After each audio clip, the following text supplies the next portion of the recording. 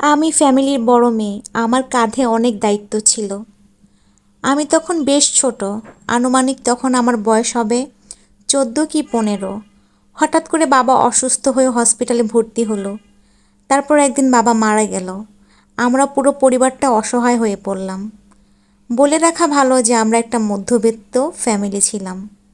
সংসারের নানান রকম টানাপোড়েন শুরু হলো।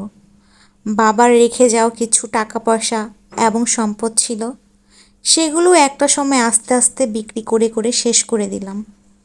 হঠাৎ করে মাও অসুস্থ হয়ে গেল। বুঝতে পারছি না কী করব।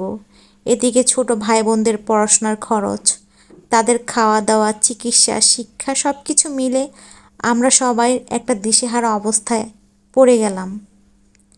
চারদিকে শুধু পাওনাদার আর পাওনাদার। এভাবে লোন করে করে কিছুদিন গেল। তারপর শুরু হলো মাথার উপর পাহাড় সমান ঋণ। কী করব বুঝেই উঠতে পারতেছিলাম না। এরই মধ্যে হঠাৎ করে আমার মা অসুস্থ হয়ে পড়ল। অসুস্থ মাকে নিয়ে এক হসপিটাল থেকে আরেক হসপিটাল দৌড়াদৌড়ি করতে লাগলাম। একদিন ডক্টর বলল আমার মায়ের অনেক বড় একটা অসুখ হয়েছে, বেশ কিছু টাকা লাগবে। আমি দিশেহারা হয়ে পড়ি। এমনিতেই আমাদের নুন আনতে পান্তা ফুরার মতো অবস্থা। সেই অবস্থায় আমি কিভাবে আমার মায়ের ট্রিটমেন্ট করব কিছুই বুঝতে পারতেছিলাম না। আর এই দিকে ঘরে চাল ডাল কিছুই নেই। ছোট ছোট ভাই বোনরা ক্ষুধার জ্বালায় শেষ হয়ে যাচ্ছে। সব কিছু দেখে আমিও কেমন জানি দিশেহারা হয়ে পড়লাম। কি করব? কি করলে টাকা ইনকাম করতে পারবো? এভাবে আর কতদিন বসে বসে। তারপর আমি কিছু টিউশনি শুরু করলাম।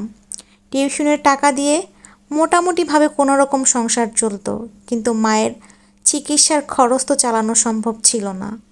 আবারও মায়ের কিছু গহনা ছিল, সেগুলো বিক্রি করে দিলাম। তারপরে মায়ের চিকিৎসা করলাম। আস্তে আস্তে মা সুস্থ হতে লাগলো। কিন্তু আবার সে একই অবস্থা ফিরে আসলো আমাদের সংসারে। সেই অভাব টানাপোড়েন শুরু হলো।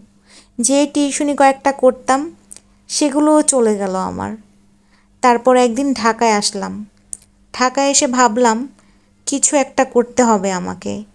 আমার ঘাড়ে যে অনেক দায়িত্ব, সেই দায়িত্বগুলো তো আমাকে পালন করতে হবে সঠিকভাবে। তারপর একদিন ভাবলাম না, আমাকে একটা ভালো চাকরি জোগাড় করতে হবে। কিন্তু আমার পড়াশোনা তো তেমন ছিল না, মাত্র আমি ইন্টারমিডিয়েটে পড়তেছিলাম। সেখান থেকে কেউ তো আমাকে ভালো কোনো জবও দিবে না। আবারও চিন্তা করতে লাগলাম, নাওয়া খাওয়া বাদ দিয়ে সারাদিন শুধু টেনশন আর টেনশন করতে লাগলাম। আচ্ছা কি করা যায়? কি করলে আমি একটা ভালো পজিশনে আসতে পারবো, আমার ফ্যামিলি মেম্বারদের আমি ভালো রাখতে পারবো।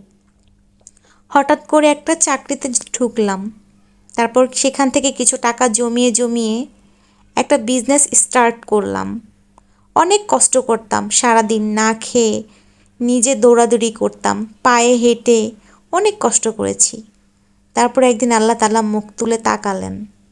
ইনশাআল্লাহ এখন আমি অনেক ভালো আছি, আমার ভাই বোন, আমার মাকে নিয়ে।